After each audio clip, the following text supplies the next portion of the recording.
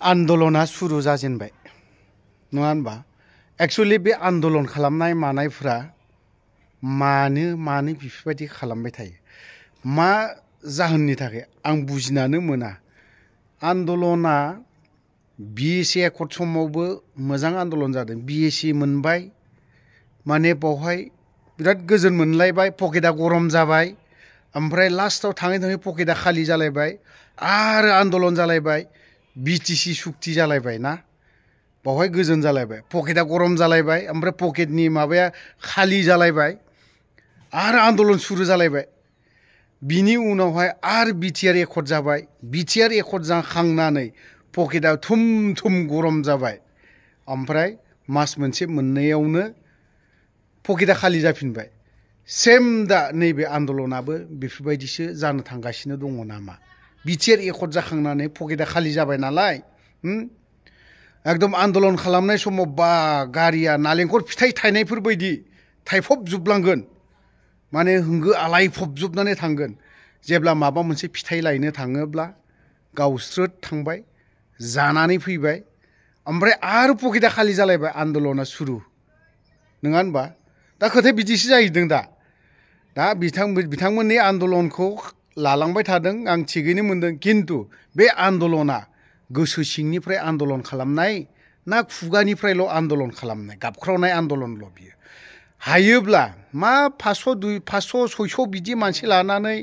1000 मानसिखौ लानानै आन्दलन बिलाइ गैयाब्लाबो 10-15 हाजार मानसिखौ लानानै सप्ता खनसे आन्दलन खालाम श्रीरामपुर गेटआ बन्द खालामनानै हो सोर बिलाइ नोंनि प्रब्लेमखौ नायो नों बर' जाथिनि प्रब्लेमखौ नायो सोर बिलाइ नायिनि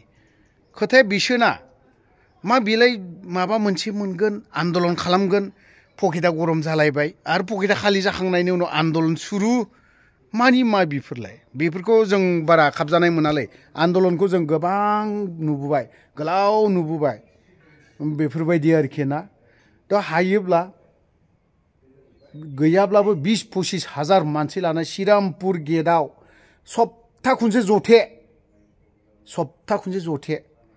बन्द खालामनानै हो श्रीरामपुर गेटखौ नर्थ इस्टआनो बन्द जानानै थागोन फारसेनिफ्राय आंखाल जाजोबगोन जानाय लोंनाय फारसेनिफ्राय आंखाल जाजोबगोन बिनि उनावहाय इन्डिया गभर्नमेन्ट ना दिल्लीयाव जाय जिरायना थाया मानो सोर आबसु बिलाइ आथिं हमफैनाङि बे जों थांनांगौ आबसुआ थांनांगौ दरखार गैया दिल्लीयावहाय बा मुम्बाइ बा माबा ताजमहल माहायबा बिदियाव सावरायनांगौ दरखार गैया नोंनि बे फोथाराव फैनानै सावरायफैनांगोन सप्ता खनसे गोरा आन्दलन खालाम बेखिनिखौल' बुंगोन आं थ' बावहायनो दिपेन बर'नि माखासे रेलि खालामनाय माखौ लाना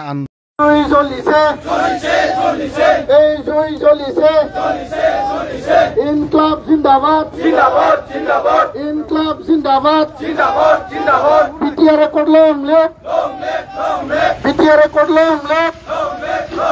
we want justice we want implementation BTR accord long live